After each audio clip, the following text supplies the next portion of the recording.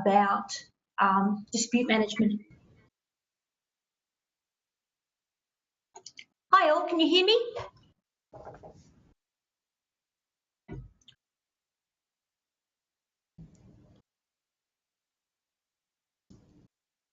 Go ahead, Megan. Okay. Hi all, welcome to Managing Disputes and Negotiation. This webinar focuses on giving you guys an overview of the Cert 4 module from the PEEF program of Managing Disputes and Negotiation, and also a unit that SIA run about managing disputes and negotiation. So it's a very brief overview, but it'll give you some context around employer disputes and managing those disputes and how to negotiate. We all comfortable with that? Okay, just so you're aware, when I'm using the term dispute, it's specifically around disputes with injured workers and the work cover agents and employers. It's not employee to employer disputes from an IR perspective, so just so that there's an awareness around that. What I wanted to give you guys first is a couple of definitions. Okay, so, yep, sorry. First off, an explanation about what I'll cover. We'll look at how to prevent and resolve disputes commencing by applying some effective negotiation techniques, and how to finalise those agreements once we get to one, how to assess potential conflict situations, so really starting to use that emotional intelligence and being able to identify conflict situations, and then how to apply appropriate strategies to resolve them. And we'll also look at how to resolve disputes between injured persons, the employer and regulators, and what the formal dispute resolution process and procedures are. And I've given you, because I'm based in Melbourne, the Victorian way, but it's very similar across all states in Australia. Comfortable with that, guys? Okay. First off, I wanted to give you some definitions.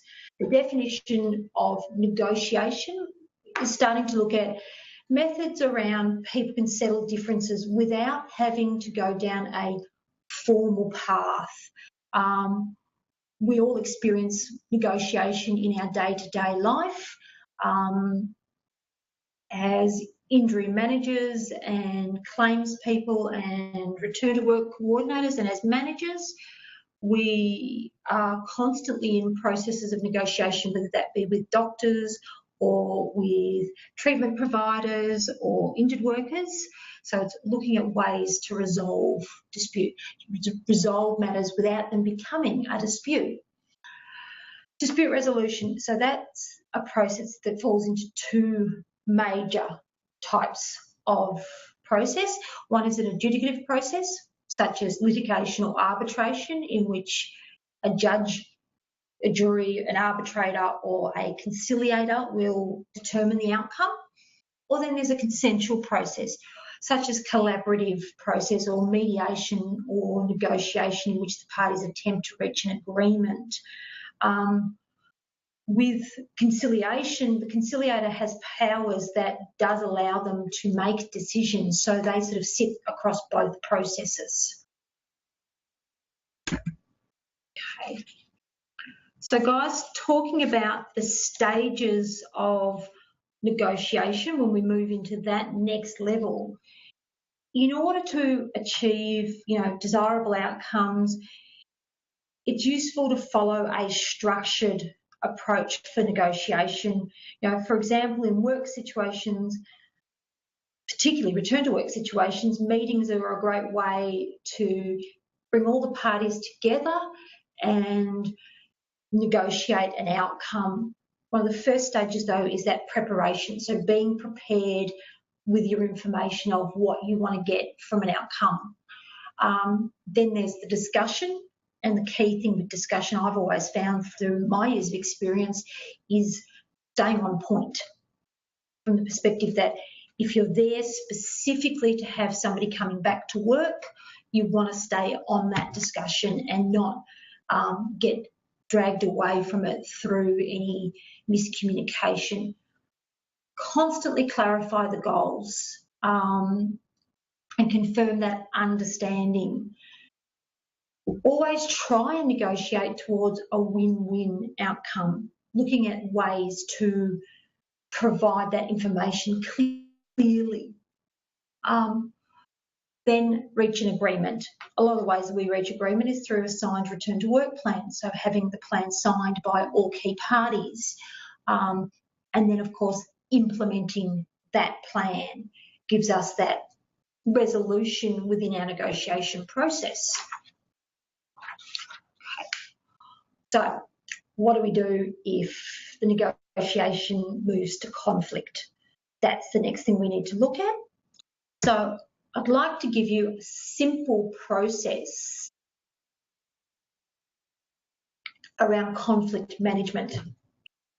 Remind yourself of what your mindset should be whenever you go into a conflict situation. You don't want to go in there, all revved up, I'm going to win at all costs. It's about looking at outcomes and working towards resolution. Learn. And that is learning from the other person who's involved in the situation.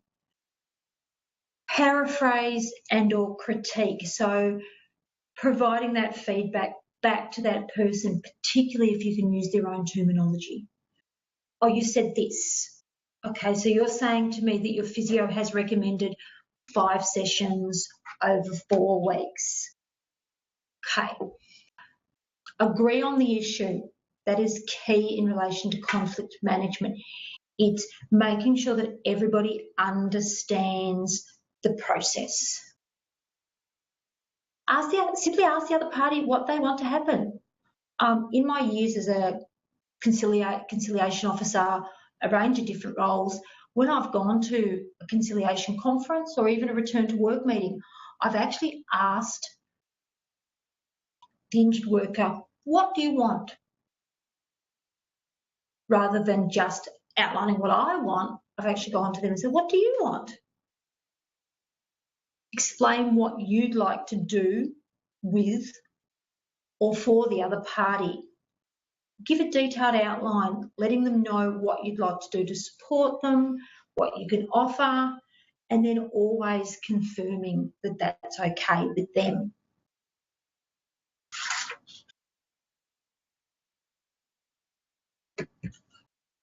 Now I want to talk to you guys a little bit about dispute resolution. What I've put up is just the key points from a work cover perspective of dispute resolution here in Victoria, when it's in Victoria.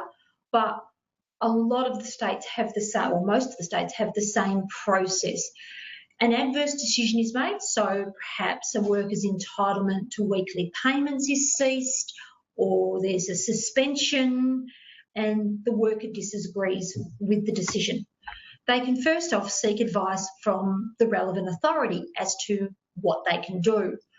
They can then look at having it reviewed by somebody within the agent or for Work Cover Queensland, QComp or the authority to look at, is the decision sound, proper, does it meet the legislative requirements? If it is signed off on by that review and the person says, no, it's completely fine, we agree with the decision, etc., the next step is the Accident Compensation Conciliation Service. The ACCS is an independent party from WorkSafe and also from all the agents and employers and employer representatives and union representation. It has a wide varied cross-section of people who provide the service, and their role is to work independently with the parties to bring them to an outcome. Some of the outcomes are things like a genuine dispute, which unfortunately then means that it moves on to court action and goes on to courts. it might issue a referral to another panel, which could be a medical panel. So the medical panel will look at the questions around, specifically around treatment and whether the workers' restrictions or incapacity are specifically from a medical perspective. They may offer a recommendation, which is to resolve the matter at conciliation with no admission of liability, and that fits within that negotiation. So we're back at negotiating an outcome.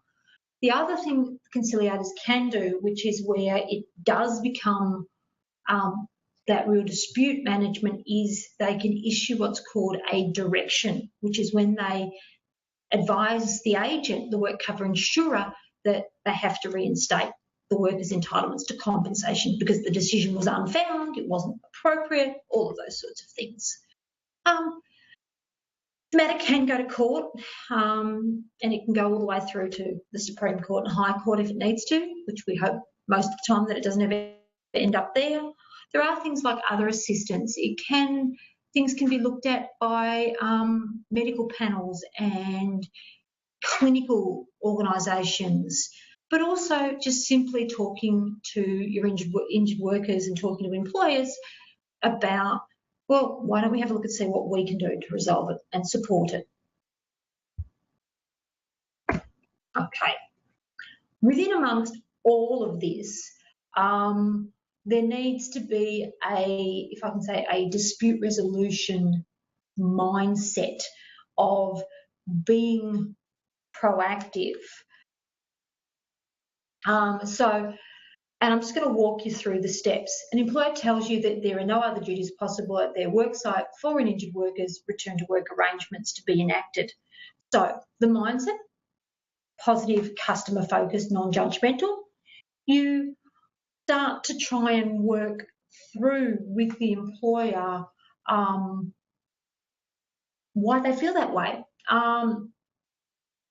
But they also may be right. After all, they know their industry. Employers know their industry better than anybody else does. You might have the situation where a supervisor comes to you and says, we don't have any duties. And again, it's that positive mindset of, they could be right, but let's see what we can do and investigate potential opportunities. Or you've got your reactive, which is your negative mindset, which is they can't be telling the truth, they just don't want the person back, that sort of scenario. Belief is taking that on board and consider the information for what it is at face value, and then doing appropriate investigations to consider the information and gather the truth. Or the other option, reactive, ignore it, what's being said, it's not the truth, and keep trying to force something that may not be able to happen. Finally, you move to attitude and then, of course, response. Proactive is you question it, you have a discussion, you show open-mindedness, you have a willingness to work through and look at other options, specific treatment options, specific potential of duties within another site, within another area. You look at all the ways to resolve this dispute. Or you can be reactive, which is to dismiss it and go, no, I don't believe them, it's rubbish, that can't be true, and thus you've got a fairly restricted way of managing things. Okay, so next I wanted to give everybody some time to consider some of the information that I've just presented to you guys, and give you the opportunity to raise some questions with myself around anything around the negotiation or conflict management or dispute resolution.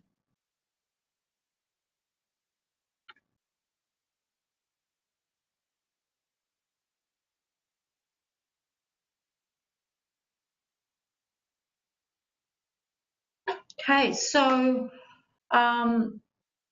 has anybody got any questions that they'd like to bring forward?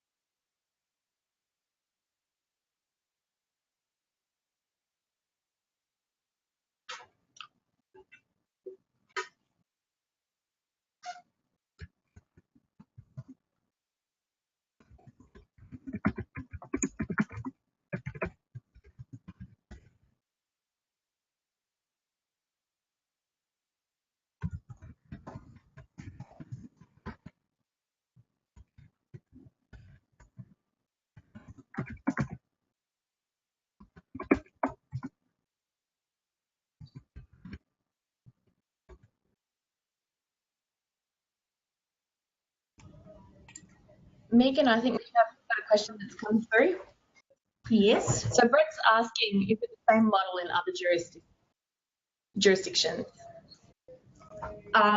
It's very similar. They call it different terminology, so they may not call it conciliation, the accident compensation conciliation service. I know in New South Wales it's called the Commission, Brett, but they still refer things to the medical panel. Within Queensland, they don't have agents. They have the authority that makes the decisions, who's the insurer, and then they have an independent body still who review and provide outcomes in relation to any disputes. Does that answer the questions, Brett? Or have you got a particular state in mind that you'd like some information around?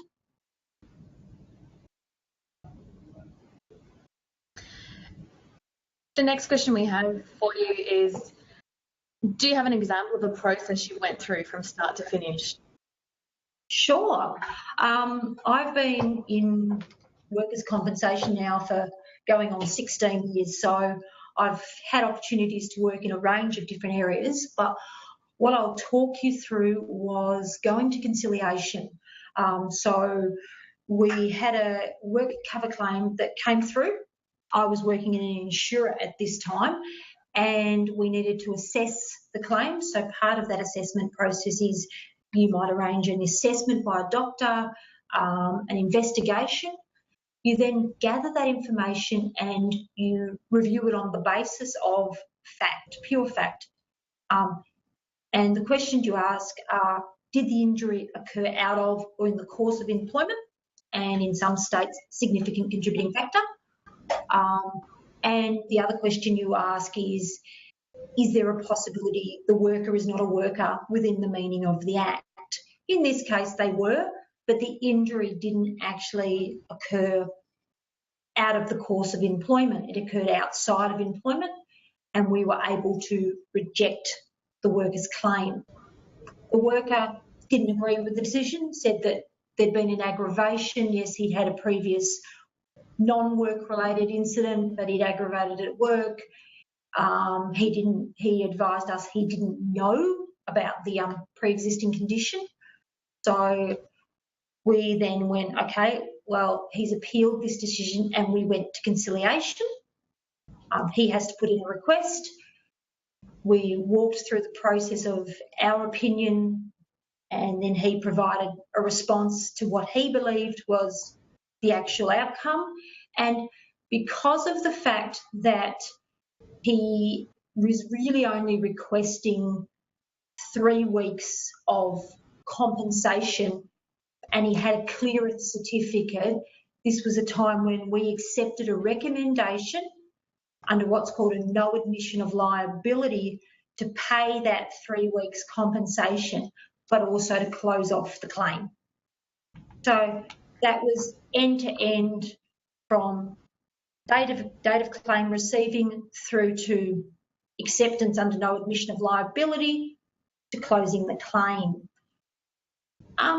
Any other questions, guys? There is another one for you, Megan.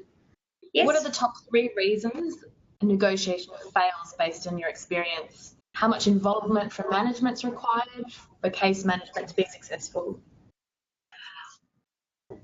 I think in all my time, and particularly with the roles I do at the moment, which is very much consulting, having manager engagement is imperative to return to work succeeding.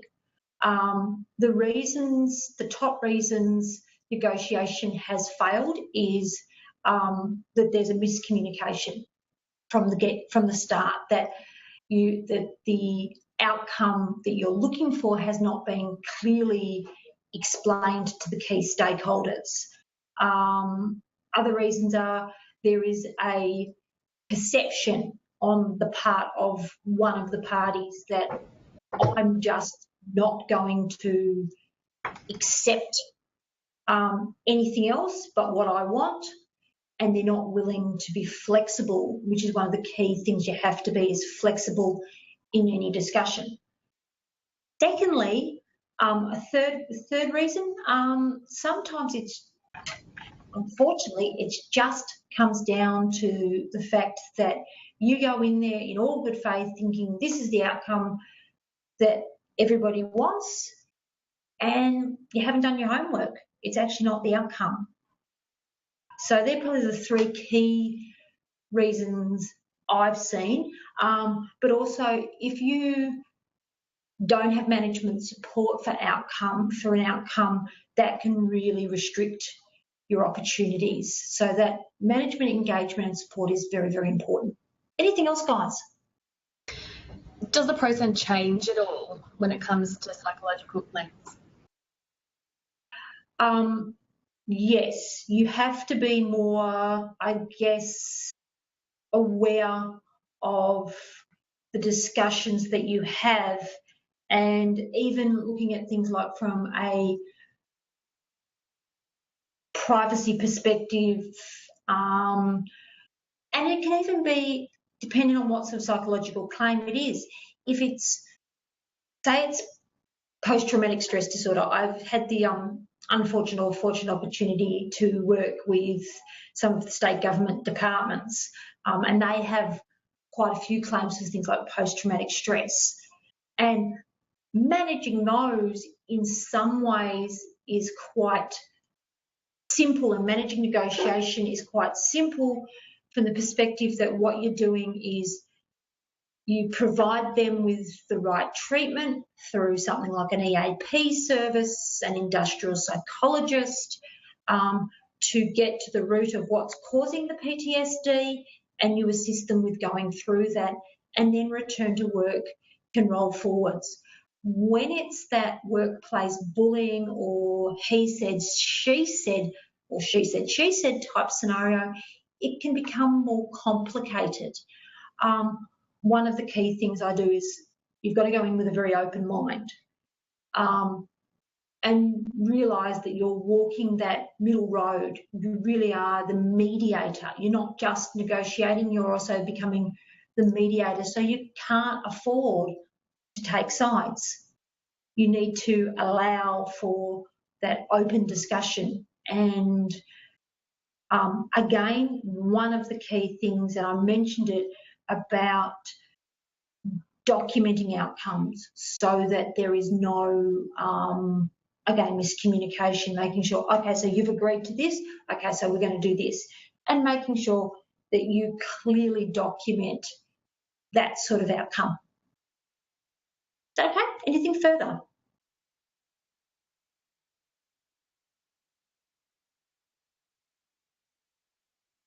Hello? Can you hear me, Megan? Yes, I can. Yeah, I think that's all we've got in terms of questions for the moment. Well, guys, look, as I said at the start, this was an overview of the module for managing negotiation and disputes.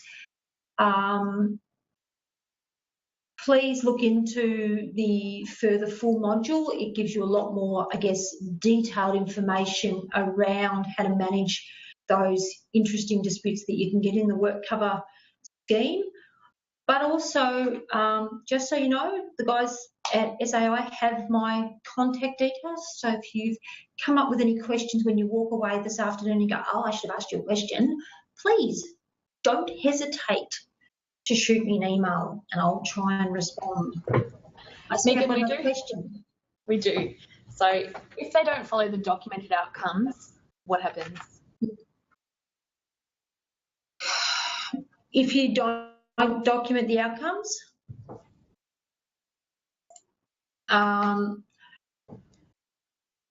if you don't follow the documented outcomes and you're trying to, say, pursue a non-compliance termination and you don't follow what's agreed to, that decision can fall over. The worker has the right to feel supported, and if it's not supported, they do have the right to lodge a complaint with the relevant authority. That's the question?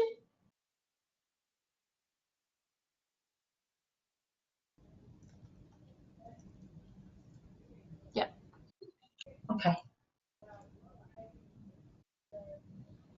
Anything further, guys?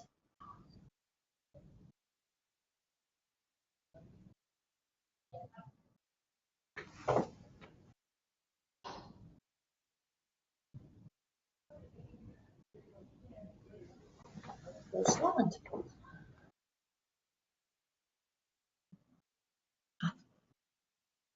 Okay, so in terms of workers not following the documented outcomes or the agreements, do you explain? Yes.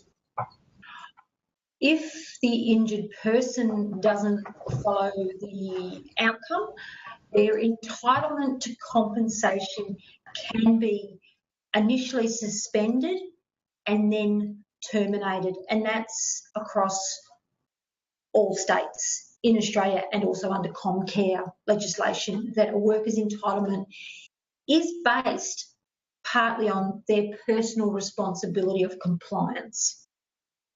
So they need to comply with the return to work plan that's been put in place, that's been supported by the GP and all relevant parties. And then if they don't want to, there is a large potential that their claim can be ceased. That's the question?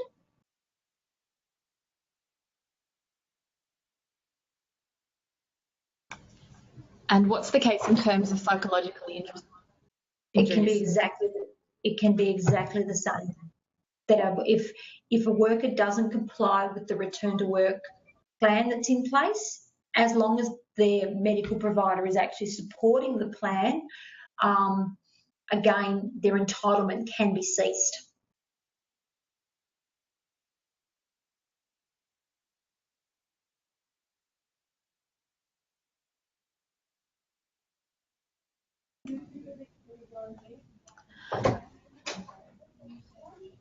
Okay, Megan, I don't think we've got any further questions for today.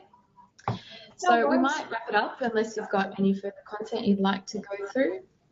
No, that's everything. Perfect. Okay, I will encourage all participants to send through any of their questions if they do have some. Actually, I do have one more. Yes. How does a conciliator deal with the do's and don'ts in relation to representatives?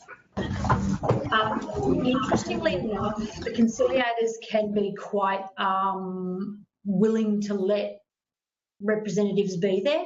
Now, interestingly, from that perspective, I've been a dispute resolution officer for a work cover agent. I've also represented employers as a return to work coordinator and also as a consultant, and I've been allowed into conference. I've also represented an injured worker on a couple of occasions for a friend or a family member, and at no time have I had any issues.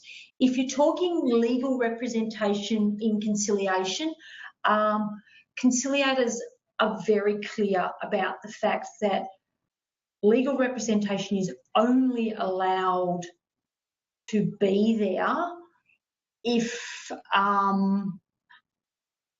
in relation to if the worker, employer and agent are happy with that. So they've got to make sure that that's supported. Anything else, guys? Roger's asking, what happens when you have a union-backed safety dispute and they don't want to accept the correct reasonable answer? I actually have referred that type of scenario to the relevant work cover authority and got them to, I guess, the third umpire, being WorkSafe and also Work Cover New South Wales or Work Cover Queensland or Work Cover WA, or Return to Work South Australia and got their safety arm involved from an inspector's perspective. It's interesting that unions are a lot more willing to accept a response from the authority than sometimes they are from us, if that makes sense. And we've got one more question here, Megan. In relation to the he versus she, what happens if either don't follow the agreement? Look, what it can then become, if dependent, is you can end up with a more IR type perspective, which then becomes a performance management issue for potentially for both, or even for just one of them, if it's only one person who's not complying with the process. And from a work cover perspective, it's still non-compliance. So you can still follow the non-compliance process. And I just wanted to say to that, if somebody's on work cover, it doesn't exclude them from being performance managed, but that opens a whole new set of questions and information that might be another seminar one day. Anything else, guys?